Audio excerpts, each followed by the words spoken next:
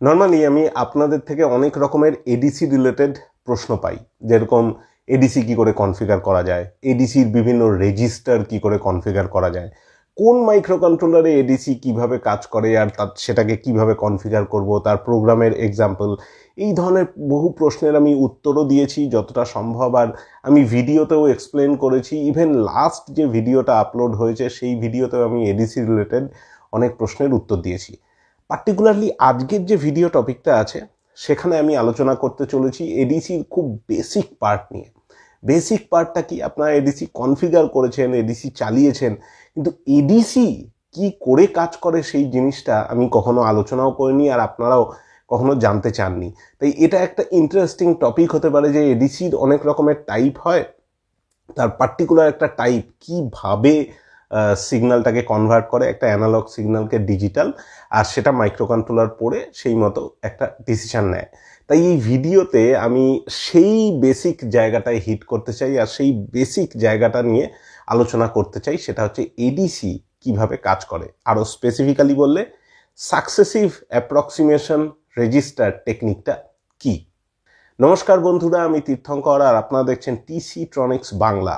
আজকেরটা কিন্তু খুব important topic, আর আপনাদের খুব ইন্টারেস্টিংও লাগবে, তাই ভিডিওটি শেষ অবধি দেখতে হবে। যারা যারা টিসি ট্রনিক্স চ্যানেলটিকে এখনও সাবস্ক্রাইব করেননি তারা অবিলম্বে সাবস্ক্রাইব করে নিতে পারেন, কারণ আরও অনেক এরকম ইন্টারেস্টিং টপিক নিয়ে ভিডিও আমি আনতে চলেছি। তাহলে আর দেরি না করে চলুন শুরু করা যাক।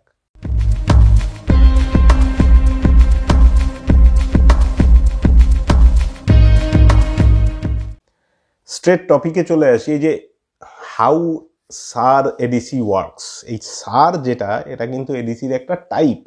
এডিসির অনেক রকমের টাইপ হয়, তার মধ্যে এইটা একটা টাইপ, যেই টাইপটা ফুল ফর্ম হচ্ছে সাকসেসিভ অ্যাপ্রক্সিমেশন রেজিস্টার। এই সার এডিসি এটা অনেক পপুলার। এটা বিভিন্ন মাইক্রো কন্ট্রোলারে যে এডিসি থাকে সেই এডিসিটা সার টাইপের এডিসি। ইভেন অনেক এডিসি এরকম স্ট্যান্ডঅ্যালোন কিনতে পাওয়া যায়, স্ট্যান্ডঅ্যালোন মানে ডেডিকেটেড এডিসি চিপ, সেগুলোও কিন্তু এই সার এডিসির উপরে বেস করা থাকে। এছাড়াও এডিসির অনেক রকমের টাইপ আছে। এবার আপনারা জিজ্ঞেস করতে পারেন সেই টাইপগুলো কেন ইউজ হয় না। তার যদি একটা কোনো কারণ বলতে হয় তাহলে আমি বলবো এসএআর টাইপের এডিসিগুলো অনেক লো কস্ট, লো পাওয়ার, আর এর পাওয়ার ডিসিপেশনটাও অনেক কম।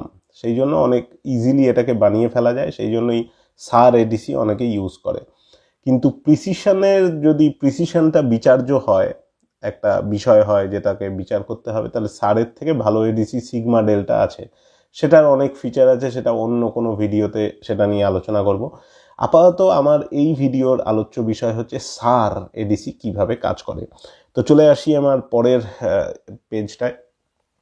এখানে হচ্ছে সারের ভেতরে কি থাকে, মানে একটা এডিসির ভেতরের মডিউলগুলো আপনাদের জানা দরকার, যে এডিসির ভেতরে কি থাকে, তবেই না আপনারা বুঝতে পারবেন যে এডিসি কাজ কি করে করে। তো এটা আমি একটা ওয়েবসাইট থেকে এই ডায়াগ্রামটা পেয়েছি। এখানে যেটা রয়েছে সেটা হচ্ছে একটা অ্যানালগ ইনপুট যেটা এডিসিতে ঢুকছে, এটা রিয়েল ওয়ার্ল্ডের ভোল্টেজ। এই অ্যানালগ ইনপুটটা ঢুকেছে একটা SHA ব্লকে। এই SHA দেখতে অ্যাম্পলিফায়ারের মতো, এটাও একটা অ্যাম্পলিফায়ার, যার ফুল ফর্ম হচ্ছে স্যাম্পল অ্যান্ড হোল্ড অ্যাম্পলিফায়ার। মানে এ স্যাম্পলটাকে ক্যাপচার করে, হোল্ড করে, তারপরে এটাকে কনভার্ট করে, তারপরে আবার স্যাম্পল নেয়। এটা এর কাজ। তো এই SH এর আউটপুটটা চলে গেছে কিন্তু একটা কম্পারেটারে। এটাও একটা অ্যাম্পলিফায়ার ব্লক, যে কম্পারেটারে পজিটিভে গেছে, আর কম্পারেটারের নেগেটিভে কি গেছে, একটা ড্যাকের আউটপুট। এই ড্যাক হচ্ছে সেই মেন কম্পোনেন্ট যেটা এডিসির মধ্যে থাকে। এটা আপনারা জিজ্ঞেস করতে পারেন কত বিটের ড্যাক। তো যত বিটের আপনার এডিসি তত বিটের ড্যাক। তো আপনার যদি 8 বিটের এডিসি হয় তাহলে ড্যাকটাও 8 বিটের হবে, এরকমই নর্মালি হয়। তো এই ড্যাকটা একটা সাকসেসিভ অ্যাপ্রক্সিমেশন রেজিস্টার কন্ট্রোল সার্কিটের সাথে যুক্ত। এটাই সেই কন্ট্রোল সার্কিট যেটা এই অ্যাপ্রক্সিমেশনের টেকনিকটা দিয়ে একটা ভোল্টেজ ভ্যালুকে কনভার্ট করে ইনটু ডিজিটাল। তো ড্যাকের আউটপুটটাও অ্যানালগ হবে। তো একটা অ্যানালগ ড্যাক থেকে গেছে কম্পারেটারের নেগেটিভে, আর একটা অ্যানালগ যেটা রিয়েল ওয়ার্ল্ড অ্যানালগ, যেটাকে আমরা মেজার করতে চাইছি, সেটা গেছে পজিটিভে। তো এবার কম্পারেটারের জেনারেল থিওরি কি বলে, যে পজিটিভে যে ভোল্টেজটা আছে সেটা যদি গ্রেটার দ্যান নেগেটিভে যে ভোল্টেজটা আছে তাহলে আউটপুট উইল বি 1, আদারওয়াইজ মানে যদি নেগেটিভের ভোল্টেজটা বেশি হয়ে যায় তাহলে কম্পারেটরের আউটপুটটা হয়ে যাবে 0। তো এই হিসাবে কম্পারেটর একটা ডিজিটাল ভ্যালু তৈরি করতে পারে, আর সেই ডিজিটাল ভ্যালুটাই হয়ে যাবে মানে যে টেকনিকটা আমি এক্সপ্লেন করতে চাইছি সেই টেকনিকের মাধ্যমে ওই ডিজিটাল ভ্যালুগুলো দিয়ে আমরা একটা ডিজিটাল ভ্যালু মানে বিটের ভ্যালু 0 1 এটা দিয়ে আমরা একটা এডিসির মেজারমেন্টের কমপ্লিট ডিজিটাল ভ্যালুটা পেয়ে যাব। এটা যেহেতু 8 বিটের এডিসি আমি এক্সপ্লেন করতে চলেছি, তাই একটা 8 বিটের ভ্যালু পাবো। আর একটা জিনিস আপনাদের বলে দিই, একটা ক্লক অ্যান্ড টাইমিং সার্কিট দেখুন এসএইচ এর সাথে যুক্ত। তার কারণ কি, যে এই যে ও স্যাম্পলটা নিচ্ছে, নিয়ে হোল্ড করছে, তারপরে ওটাকে কনভার্ট করছে, তারপরে আবার স্যাম্পল নিচ্ছে, এই দুটো স্যাম্পলের বিটুইনের যে ডিউরেশনটা সেটা ডিসাইড করে কিন্তু এডিসির ফ্রিকোয়েন্সি কত। আর এডিসির ফ্রিকোয়েন্সি যত ফাস্ট হবে ও তত তাড়াতাড়ি মানে এগুলো প্রসেস করতে পারবে। আর এসএআর এর এটা একটা অন্য ফিচার যে এই টাইপের এডিসিগুলো প্রচণ্ড ফাস্ট হয়। তো এই যে টাইমিংটা যেটা এডিসি ফ্রিকোয়েন্সিটা ডিসাইড করে সেই টাইমিংটা ক্লক থেকে আসে, সেই জন্য ক্লক অ্যান্ড টাইমিং সার্কিটটা আলটিমেটলি স্যাম্পল অ্যান্ড হোল্ড অ্যাম্প্লিফায়ারের সাথে কানেক্টেড। এটাই রিজন, এটাই এর ব্লক ডায়াগ্রাম। এবার আমরা আলোচনা করব অ্যানালগ ইনপুট আর ডিজিটাল আউটপুটটা নিয়ে। তো আমরা চলে আসি একটা এক্সাম্পলে। ধরা যাক একটা এডিসি আমরা ধরে নিই যে এডিসিটা 8 বিটের এডিসি, যেখানে একটা ভিইন ঢুকছে 0.75 ভোল্টের। আর এডিসিতে আপনারা জানেন একটা ভি রেফারেন্স দিতে হয় যার বেসিসে এডিসি কনভার্সনটা করে। সেই ভি রেফারেন্সটা ফর দিস এক্সাম্পল 2.5 ভোল্ট আমরা ধরে নিচ্ছি, মানে 2.5 ভোল্ট। এই ডান দিকের চার্টটা আপনারা এখন বুঝতে পারবেন না, কিন্তু যত আমি এক্সপ্লেন করবো আপনাদের কাছে ক্লিয়ার হয়ে যাবে।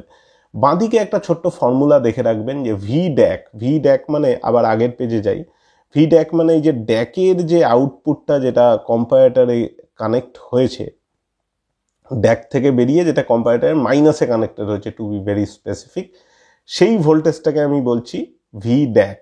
তো ভি ড্যাকের ফর্মুলাটা কি, V DAC is equal to V reference into DAC val divided by 256। এই ড্যাক ভ্যালটা কি, এই যে চার্টটা আছে এটা ড্যাক ভ্যালেরই চার্ট। এবার আপনাদের কাছে ক্লিয়ার হয়ে যাবে। তো আমরা আমি এবার এক্সপ্লেন করতে চলেছি সাকসেসিভ অ্যাপ্রক্সিমেশন যে টেকনিকটা। তো যখন এডিসিটা প্রথমে শুরু হলো তখন ড্যাকের আউটপুটটা কি হবে, তখন ড্যাক কি করবে, যখন এডিসি প্রথম শুরু হবে ড্যাক তখন একটা ইনিশিয়ালাইজ পজিশন থেকে শুরু করবে। সেই ইনিশিয়ালাইজ পজিশনটাও কিন্তু ও অ্যাপ্রক্সিমেট করে ক্যালকুলেট করবে। সেটা কিভাবে অ্যাপ্রক্সিমেট করবে, এই যে এই চার্টটা রয়েছে প্রথম লাইনটা দেখুন, এমএসবিটা 1 রয়েছে। এমএসবিটা 1 মানে ও এবার প্রত্যেকটা বিটকে বাঁ দিক থেকে ডান দিকে 1 করতে করতে যাবে। এটাই সাকসেসিভ অ্যাপ্রক্সিমেশন টেকনিক। আর 1 করে করে ও ডিফারেন্ট ভোল্টেজ জেনারেট করবে, আর সেই ভোল্টেজ দিয়ে কম্পেয়ার করে করে ও আউটপুট ডিসাইড করবে। তোর প্রথম শুরু হবে এমএসবি দিয়ে। এবার এমএসবিতে 1 মানে ড্যাকের ভ্যালুটা কত হচ্ছে দেখুন, 1 তারপরে 3টে 0 মানে হেক্সে কনভার্ট করলে 8, আর 0 0 0 0 80 মানে ডেসিমালে আসবে 128। তার মানে যদি আমি এবার ফর্মুলায় চলে আসি তাহলে দেখা যাবে 128 ডিভাইডেড বাই 256, তার মানে অলমোস্ট হাফ। এই হাফ ইন্টু ভি রেফারেন্স মানে 2.5 ভোল্ট দাঁড়াচ্ছে 1.25 ভোল্ট। এবার আপনি নিচের কম্প্যারিজনটা দেখুন, ভি ড্যাক যদি গ্রেটার দ্যান ভি ইন হয় তাহলে ড্যাক ভ্যালুটার হয়ে যাবে 0, আদারওয়াইজ 1 হবে। এবার ভি ড্যাকের আমার এখন ভ্যালুটা কত বেরোলো, 1.25 ভোল্ট প্রথম লাইনের হিসাবে, আর আমার ভি ইনটা কত 0.75 ভোল্ট। তার মানে V DAC is greater than V in. এই জিনিসটা প্রুভ হয়ে যাচ্ছে। আমি আরেকবার বলছি, ভি ড্যাকের আউটপুটটা আমার বেরোলো 2.5 into half 1.25 volt. Is that greater than 0.75 volt? Yes. তার মানে ড্যাকের ভ্যালুটা হয়ে গেল 0। তার মানে যে আউটপুটের দিকে যে আমরা আরেকটা লাইন প্রোগ্রেস করলাম এই চার্টের, তখন আপনারা সেকেন্ড লাইনে চলে আসুন। সেকেন্ড লাইনে যদি আসেন তাহলে দেখতে পাবেন যে এমএসবিটা হয়ে গেছে 0। এটাকে আরও বোঝার সুবিধার্থে আমি দেখি এর মধ্যে মার্কারের পয়েন্টারের অপশানটা দেখে নিই, বা পেনটা দেখে নিই। এবার আমরা চলে আসলাম এই সেকেন্ড লাইনে, ঠিক আছে। এই সেকেন্ড লাইনে এমএসবিটা হয়ে গেল কিন্তু আমার 0, তার মানে আমি রেজাল্টের দিকে এক ধাপ এগোলাম। এবার ও অ্যাপ্রক্সিমেট করতে চাইছে পরের বিটটাকে, তো পরের বিটটাকে ও কিন্তু এখানে আবার 1 করে দিয়েছে। পরের বিটটা 1 মানে এবার আমার ড্যাকের ভ্যালুটা কত দাঁড়ালো, 0 1 0 0 0 0 0 0 মানে 40। 40কে যদি আমরা ডেসিমালে কনভার্ট করি তাহলে 4 × 16 64 হয়। এবার 64 ডিভাইডেড বাই 256 কত হয়, 1/4, মানে জিনিসটা দাঁড়াবে হচ্ছে 0.25। তো এবার 2.5 × 0.25 কত হবে সেটা আপনারা ক্যালকুলেট করুন। আমি সেটাকে আলাদা করে ক্যালকুলেট করছি। 2.5 ডিভাইডেড বাই 4 হবে, এটা 4 হলে আপনার দাঁড়াবে 1.25-এরও হাফ, মানে 0.625 এরকম একটা কিছু দাঁড়াবে। তো 0.625 যদি আমার এখানে ক্যালকুলেট করা হয় তাহলে দাঁড়াচ্ছে যে V DAC greater than V in, মানে 0.625 কি গ্রেটার দ্যান 0.75? দেখা যাচ্ছে না, এই কন্ডিশনটা তো নয়। তখন এই কন্ডিশনটা হচ্ছে ভি ড্যাকটা ভি ইনের থেকে ছোট, তার মানে ড্যাকের বিট ভ্যালুটা কত দাঁড়াবে, 1। তো দেখুন এটা হচ্ছে 1 নম্বর স্টেপ, এটা 2 নম্বর স্টেপ। 2 নম্বর স্টেপে আমি এক ধাপে গিয়ে এই জিনিসটাকে কিন্তু 1 করে দিলাম। যদি এটা অন্য কোনো রেজাল্ট হতো তাহলে আমি এটাকে 0 করে পরেরটা 1-এ চলে যেতাম। এবার এই 1 করে পরেরটা 1-এ চলে গেল, মানে আমি চলে যেতাম বলা ভুল হবে, এটা এই টেকনিকের মানে অ্যাকর্ডিং টু দিস টেকনিক এটা হবে। তো এই জিনিসটাকে ও কিন্তু 1 করে দিয়েছে, কারণ এক্ষেত্রে ভি ড্যাকের ভোল্টেজটা ভি ইনের থেকে কম পাওয়া গেছে, আর সেই জন্য 1, যেরকম করে কম্পারেটর কাজ করে সিম্পলি। এবার ও পরের বিটটাকে অ্যাপ্রক্সিমেট করতে চাইছে, তো পরের বিটটা করে দিল 1, তার মানে আমার এই ভ্যালুটা কত দাঁড়ালো, 0 1 1 0 0 0 0 0 মানে 6 0 6 0 হলে ডেসিমালে এটা হয়ে যাবে 6 × 16 96 হয়ে যাবে। এবার 96টা যদি হয় তাহলে 96 ডিভাইডেড বাই 256 করলে আমার দাঁড়াচ্ছে, এটা একটু ক্যালকুলেট করতে হবে, 16 ওটা হবে 6/16, মানে 2 দিয়ে করলে 3/8 3/8 ইন্টু 2.5। এই জিনিসটাকে আপনারা ক্যালকুলেট করতে পারেন। আমি এটাকে নিজের মতো ক্যালকুলেট করছি, আমি আমার মোবাইলে এটাকে ক্যালকুলেট করছি শুধুমাত্র ক্যালকুলেশনের সুবিধার্থে। আদারওয়াইজ এটাকে ক্যালকুলেটারেও ক্যালকুলেট করা যায়, আপনারা আপনাদের মতো ক্যালকুলেট করতে পারেন। আমি এটাকে ক্যালকুলেটারে করে দেখছি, কিপ অ্যানোটেশন। আমি ক্যালকুলেটারটা ওপেন করছি। ক্যালকুলেটারের অনুযায়ী আমার থার্ডের যে ভ্যালুটা আসছে সেটা হচ্ছে 60 মানে 96 ডিভাইডেড বাই 256 কত হচ্ছে 0.375 ইন্টু 2.5 0.9375। তার মানে ভি ড্যাকের ভোল্টেজটা কি গ্রেটার দ্যান ভি ইন, 0.9375 হচ্ছে 0.75-এর থেকে বড়। তার মানে বড় হয়ে গেলে এই জায়গাটা আমার হয়ে গেল 0, মানে আমি যখন রেজাল্টের দিকে এই ধাপে চলে আসলাম তখন কিন্তু কি দাঁড়ালো যে 0 1, তারপরে এই জিনিসটা হয়ে গেল 0। এবার আমি পরের বিটটাকে অ্যাপ্রক্সিমেটের জন্য যাচ্ছি, মানে পরেরটা 1 আবার 0 0 0 0 হলো। এবার আপনারা আশা করি টেকনিকটা কিছুটা বুঝতে পারছেন। তার মানে এই ধাপে আমি যদি বার করি তাহলে আমার হচ্ছে 0 1 0 1 0 0 0 0, মানে হচ্ছে 50 মানে আবার ক্যালকুলেটারে চলে যাই, 50 মানে হচ্ছে 80 ডেসিমাল ভ্যালু, তার মানে 80 ডিভাইডেড বাই 256 করলে কত দাঁড়াচ্ছে 0.3125 ইন্টু 2.5 যদি আমি করি তাহলে আমার দাঁড়াচ্ছে 0.78125। তার মানে 0.78125 ইজ দ্যাট গ্রেটার দ্যান 0.75? দেখা যাচ্ছে যে ইয়েস, তার মানে ভ্যালুটা 0ই থাকবে। তার মানে যখনই আমি পরের ধাপে চলে আসছি তখন 0 1 0 0, তার মানে এই যে 4টে বিটের কমপ্লিট হলো, তো 4টে বিটে একটা জিনিস কিন্তু ক্লিয়ার হয়ে গেল যে আপনাদের কাছে একমাত্র একটাই ইনস্ট্যান্স এসছিল, এই ইনস্ট্যান্সটা যখন কিনা ভি ড্যাকের ভ্যালুটা ভি ইনের থেকে ছোট হয়েছিল। এবার আমরা চলে যাচ্ছি তারপরের 4টে বিটের জন্য। এবার তারপরের 4টে বিটের এই স্টেপে আমি মানে সাকসেসিভ অ্যাপ্রক্সিমেশন অবভিয়াসলি এই টেকনিকটা এই বিটটাকে অ্যাপ্রক্সিমেট করতে চাইছি। তার মানে এই বিটটাকে ও 1 ধরে নিয়েছে, এটাকে 1 ধরলে আমার কি হলো 48। এবার 48 মানে হেক্সে কত দাঁড়াবে?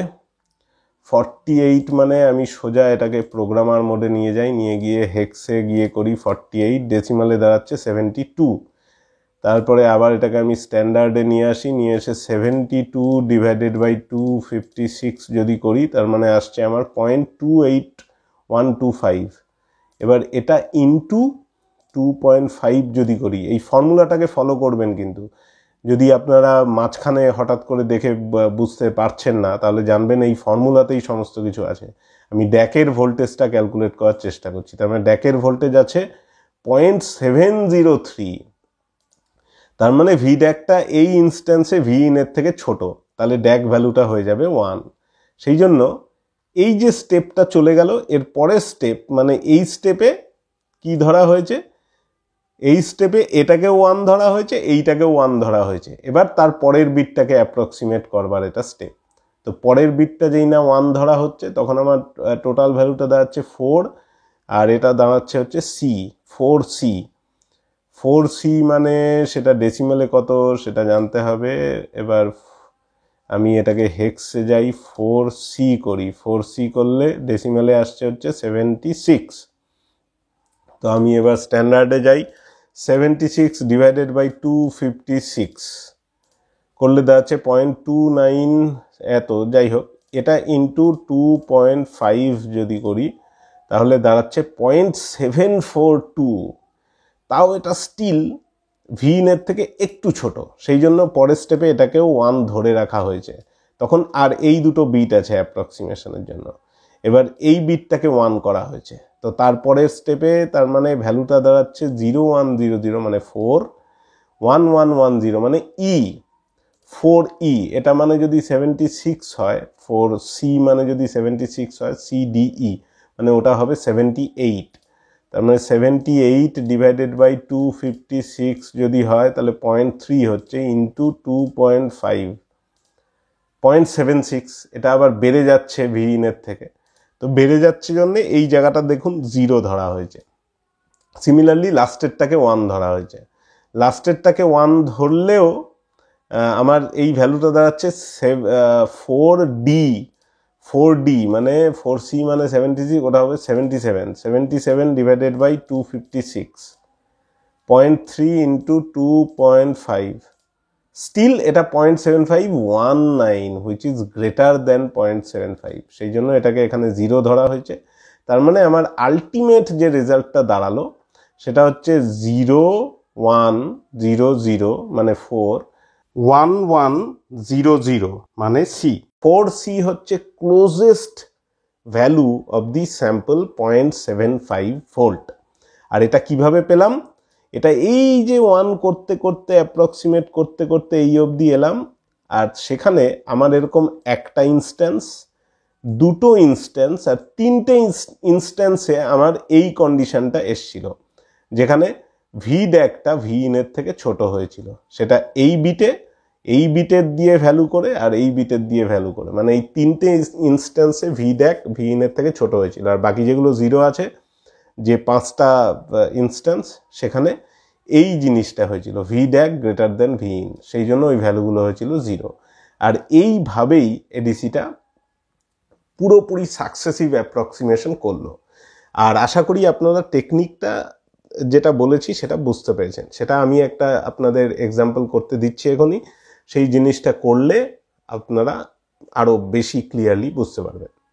আশা করি সাকসেসিভ অ্যাপ্রক্সিমেশন টেকনিকটা আপনাদের আমি বোঝাতে পেরেছি আর আপনারাও ভালো করে বুঝতে পেরেছেন। তার একটা ছোট্ট টেস্ট দিচ্ছি, যে যেরকম আমি সেটিংটা দেখিয়েছিলাম, মানে 2.5 ভোল্ট থাকবে হচ্ছে ভি রেফারেন্স 8 বিটের এডিসি। আপনারা ক্যালকুলেট করে বলুন দেখি, যদি ইনপুট ভোল্টেজ হয় 0.68 ভোল্ট, আরেকবার রিপিট করছি 0.68 ভোল্ট, তাহলে যে সাকসেসিভ অ্যাপ্রক্সিমেশন টেকনিকটা আছে এই টেকনিকে সেই ভোল্টেজটার ডিজিটাল রিপ্রেজেন্টেশনটা কি হবে? আর এর উত্তরটা আমাকে অবশ্যই কমেন্টে জানাবেন। আর যদি উত্তর আপনাদের সাথে আমারটা মেলে তাহলে জানতে পারবো যে আমি যেটা যেটা বুঝিয়েছি সেটা আপনারা খুব ভালোভাবে বুঝেছেন। নতুন বছর আপনাদের ভালো কাটুক। আপনার টিসি ট্রনিক্স চ্যানেলের যদি কোনো ভিউয়ার হন তাহলে সাবস্ক্রাইব অবশ্যই করে নেবেন। আর নতুন বছরে আরও অনেক ভিডিওর প্ল্যান নিয়ে আমি আসছি, আর সেই ভিডিওগুলো আমি যথাসময়ে আপলোড করব। আপনারা ভালো থাকবেন। এটা ছিল নতুন বছরের প্রথম ভিডিও। দেখা হবে আপনাদের সাথে আগামী ভিডিওতে। এখনকার মতো টাটা।